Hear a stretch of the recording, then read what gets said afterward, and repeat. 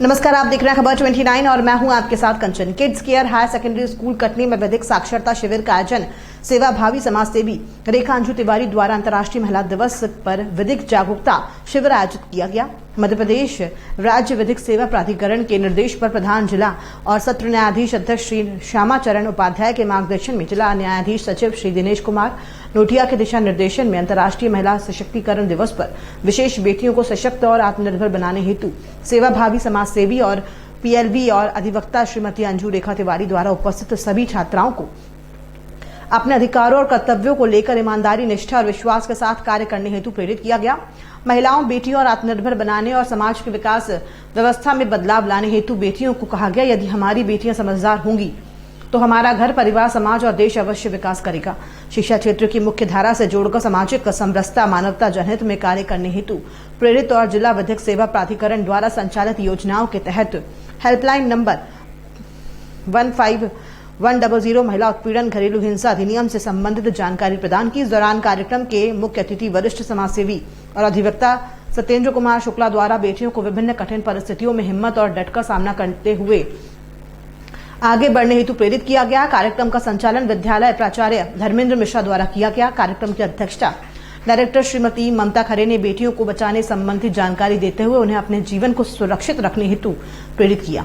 इस दौरान विशेष सराहनीय सहयोग विद्यालय शिक्षक शैलेंद्र जोशी, शिक्षिका राखी मसीहा सहित विद्यालय के समस्त स्टाफ और छात्रों की गरिमामय उपस्थिति में बेटियों को आत्मनिर्भर बनाने और सुरक्षित रखने हेतु जिला विधिक साक्षरता शिविर का कार्यक्रम संपन्न हुआ। 1090 कितना है? 1090 है ना? घरेलू हिंसा अधिनियम क्या विषय है इसका? जो हेल्पलाइन नंबर का पूरा नाम है घरेलू हिंसा अधिनियम 1090 महिलाओं और बेटियों की हेल्प के लिए ही बना है। ये सीएम हेल्पलाइन नंबर है। कौन सा नंबर है? इसमें आपको आपके साथ अगर कभी भी कहीं भी कोई अप्रिय घटना घट जाती है तो आप बिना डरे, बिना संकोच के इस पर कॉल कर सकते हैं। कभी भी ईश्वर से प्रार्थना है कि आपके साथ कभी ना हो, आप हमेशा सुरक्षित रहें, खुश रहें। पर अगर किसी और के साथ, आपकी कोई दोस्त है, आपका कोई पड़ोसी है, किसी के साथ भी गांव, शहर, कहीं भी कोई घटना घट सकती है, घटना बोल के नहीं आती है, तो आप उसकी ये मदद कर सकते हैं। इस नंबर को लेकर तुरंत अपने मोबाइल पर डायल कीजिए 1090, आपके उस पर आ जाएगा। आपसे पूछा जाएगा आप कहां से बोल रहे हैं, आपको एरिया बताना है और सबसे पहले जो व्यक्ति जहां रह रहा है उसको अपना थाना याद होना चाहिए कि आपका थाना कौन सा लगता है। ये आपको बेसिक जानकारी होना चाहिए कि आप जिस एरिया में रह रहे हो, इस एरिया से लेके यहां तक का जो क्षेत्र है ये हमारा एलकेजे थाना पड़ता है। कटनी में जो शहर में रह रहे हैं उनका थाना कटनी कोतवाली लगता है। जो माधव नगर के उस तरफ रह रहे हैं उनका माधव नगर हुआ था ना। तो हम सभी को देखो, अब वक्त आ गया है कि अब आपको ये छोटी छोटी चीजें बताई नहीं जा रही। आपको अपनी रक्षा खुद करनी होगी। क्या करनी होगी? अपनी स्वयं की लड़ाई क्या करनी होगी? खुद लड़नी होगी। और वो कैसे लड़ेंगे? आपके पास यहाँ पे जितनी बेटियां बैठी हैं, अगर मैं चेकिंग करूं तो लगभग 75% बेटियां ऐसी बैठी हैं जिनके नेल्स बड़े हैं, नाखून बड़े हैं, एक हाथ के तो पक्का है। तो ये शौक में मत बढ़ाइए। ये आपका एक मेन हथियार है, आपकी स्वयं की रक्षा का एक हथियार है। क्या है ये? आपका हथियार। आपने बिल्ली देखी है ना? क्या करती है बिल्ली? अपनी रक्षा कैसे करती है? झपट्टा मारती है कि नहीं मारती है? तो आप भी बिल्ली से कम थोड़ी हो, है ना? तो हमें क्या करना है? कैसे झपट्टा मार के अपनी रक्षा करनी है। दूसरा, आप जब घर से निकलते हो तो आप कंघी चोटी करते हैं। आपके पास बहुत सी चीजें हैं आपकी आत्मरक्षा करने के लिए। आपके पास पेन है, डॉट पेन भी है, रिफिल है। आप पेन खोल सकते हैं बात करते करते और पीछे लपा सकते हैं। कुछ नहीं कर सकते बात करते करते। और पेन एक ऐसा हथियार है कि इतना नुकीला होता है कि अगर मैं कस के मार दूं तो जब तक ये हाथ मिलेगी तब मुझे जाने का, भाग जाने का बहुत मौका मिल जाएगा। मिलेगा नहीं मिलेगा? दूसरी बात, मोबाइल का उपयोग सभी लोग करते हैं ना? करते हैं कि नहीं करते हैं?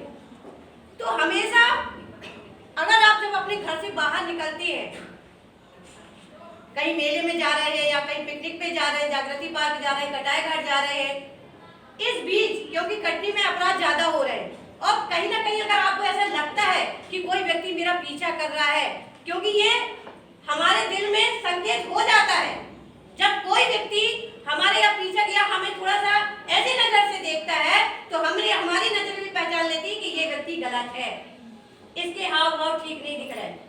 उसी वक्त आपको क्या करना है, आपको कुछ नहीं करना है, आपके पास मोबाइल है, वो पीछा कर रहा है उसको देखने दो, आप फिर से देखिए उसको जहां तक आ रहा है, उसके बाद आपको सिर्फ मोबाइल आपने चालू किया, हमने सिर्फ रोशनी जला रहे हैं, हमने चालू किया, हाँ भैया आप कहाँ पे हैं, हाँ भैया मैं ये जागृति पार्क की यहाँ पीछे तरफ बैठी हूँ भैया सिटी के पास, हाँ मैं आरती भी आ रही है, पर हमने मोबाइल क्या नहीं किया है, चालू नहीं किया है, हमने मोबाइल चालू किया नहीं किया, केवल हमने क्या बोला है, अपने घर पे सूचना दी है, क्या की है आपने, या आप जिसको भी चाहते हैं, अगर आप डायरेक्टर सर को चाहते हैं, इनको बहुत मानते हैं, आप सर को फोन कर दीजिए, हाँ सर हम आज जागृति पार्क आए हैं, हमारे साथ रिया है, प्रिया है, हम लोग ऐसे ऐसे हैं और इतने बजे लौट आएंगे, पर हमने फोन नहीं किया सर।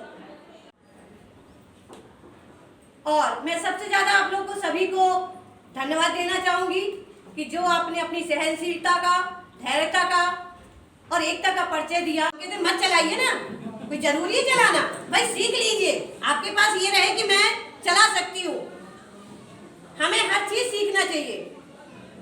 बाकी हम यहाँ वहां जाएं, बड़ी भीड़ में जाएं, तो वहां तो पुलिस आपको पकड़ेगी ना, और यहाँ तो ड्रेस में बच्चियां जाती हैं, और मान लो यातायात थाने प्रभारी पकड़ लिया, तब वो किसको फोन लगाएगा, ड्रेस पहना रहेगा तो सर को सीधे फोन लगाएंगे, तो सर थोड़ी आपको जुर्माना भरेगी, सर ने थोड़ी कहा था कि जाइए आप लोग गाड़ी से, कहा था सर ने, पर जुर्माना कौन भरेंगे, सर आपका विद्यालय का नाम भी आएगा, सर का नाम भी आएगा, फिर सर आपके घर में फोन करेंगे। एक छोटी सी गलती कितने सारे लोगों को परेशान किया, फंसे आप, बाइक ले गए आप, ना अपने माँ बाप से पूछा, ना किसी से, आपने गाड़ी उठाई चल दिए, और जब पकड़े गए तो फोन किसके पास आया, अगर आप ड्रेस पर हैं, सर के पास, सर ने फोन किया आपके माँ बाप को, आपके माँ बाप ने फिर समस्या बताई, फिर दोनों पहुंचे पुलिस के पास, फिर हाथ जोड़े निवेदन किया, सर एक बार माफ कर दीजिए, दोबारा ये लड़कियां ऐसा नहीं करेंगी, और पैसे जेब से पैसा भी निकाला, वो भी दिया, तो धन भी गया, समय भी गया, और दिमाग में थोड़ा सा टेंशन भी आया। तो क्या हमें ऐसा करना चाहिए, तो हम ये आशा करें कि आप लोग जब लाइसेंस बनवा लेंगे तभी गाड़ी चलाएंगी, दिखना नहीं कोई, क्योंकि भाई हम सबको पहचानते हैं, कोई हमें पहचाने या ना पहचाने, पर हम सब पे नजर रखते हैं, और विशेष तौर पे किड्स केयर पे ज्यादा ही। हमने पहले बताया कि ये विद्यालय मेरा है। इसी के साथ जैसा कि अंजू मैडम ने सभी का परिचय करा दिया है, और आज जो जिस उपलक्ष्य में हम सभी यहाँ पे एकत्रित हुए हैं वह है अंतर्राष्ट्रीय महिला दिवस, और इसकी बड़ी एक संघर्षपूर्ण लड़ाई रही, बहुत लंबा समय इसके लिए लगाया महिलाओं ने। सबसे पहले 1908 में ये अमेरिका में महिलाओं ने इस बात का विरोध किया था कि उन्हें लगभग 15,000 महिलाओं ने इस बात को लेकर आई थी कि उन्हें वोट डालने का अधिकार दिया जाए, जिसको पर मत का अधिकार कहते हैं, और उन्हें पुरुषों के साथ कंधा से कंधा मिलाकर राष्ट्र की आर्थिक व्यवस्था में अपनी सहभागिता के लिए, अपने अधिकारों की पूर्ति हेतु एक संघर्ष किया था। उस संघर्ष से निरंतर आज तक यह अंतर्राष्ट्रीय महिला दिवस